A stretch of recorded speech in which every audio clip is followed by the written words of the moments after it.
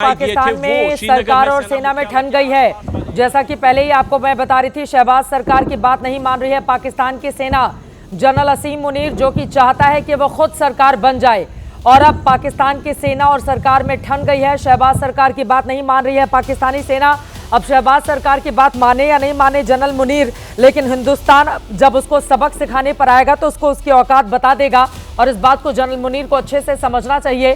फिलहाल पाकिस्तान अपने देश के भीतर जो मन वो करे, क्योंकि ऐसा ही वो करता आया है। हमेशा तख्ता पलट होता है। आर्मी चीफ अपने आप को सर्वे सर्वा घोषित कर देता है, फिर वो अपनी राजनीतिक महत्वाकांक्षाएं पूरी करता है, और वैसा ही जिहादी ये जनरल मुनीर वही काम पाकिस्तान में इस वक्त कर रहा है। लेकिन हिंदुस्तान की तरफ अगर आंख उठाकर देखेगा तो उसको भूलना नहीं चाहिए 1971 में तुम्हारे 2 टुकड़े करके तुमको नानी याद दिला दी थी पाकिस्तान, और फिर तुम्हारी ओर से गद्दार देश इस तरह का काम किया जा रहा है। शाम के 5 बजे ऐलान किया जाता है तुम्हारी ओर से, तुम्हारा उप प्रधानमंत्री इस बात को स्वीकार करता है, विदेश मंत्री स्वीकार करता है, और फिर उसके 3 घंटे के बाद तुम सीज फायर का उल्लंघन। ये पाकिस्तान भी देखे, ये पाकिस्तान के लिए भी सबक है कि अब लगातार आप पाकिस्तान को समझाइए। अमेरिका को ये देखना होगा कि पाकिस्तान को समझाइए उसका, और अब समझाने से ज्यादा हिंदुस्तान को फ्री हैंड छोड़ देना चाहिए। वो तय करे कि हमारे देश के भीतर अगर तुम ड्रोन से हमले करवा के रिहायशी और हमारे सैन्य ठिकानों पर निशाना साधोगे तो ये हिंदुस्तान हम तय करेंगे कि हम पाकिस्तान के साथ क्या व्यवहार करेंगे, उसके जमीन के कितने टुकड़े करेंगे, ये हम तय करेंगे। अब अमेरिका को इसमें दखल अंदाजी नहीं करनी चाहिए। और इसी सवाल का मैं आपके पास आते हुए, अब क्या दोनों के बीच नहीं ठन रही है?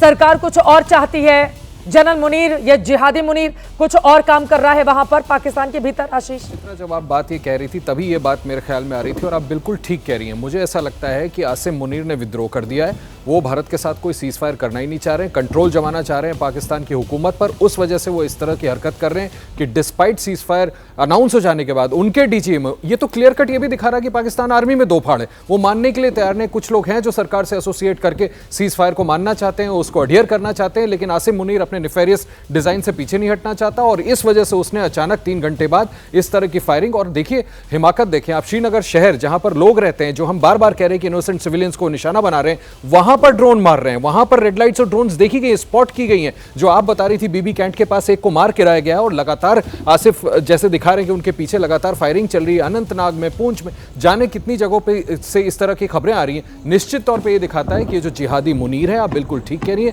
आपने उसके लिए सही टर्म का इस्तेमाल किया है। वो इस सीज फायर को ऑनर नहीं करना चाह रहा, और उसे इसका भुगतान झेलना पड़ेगा।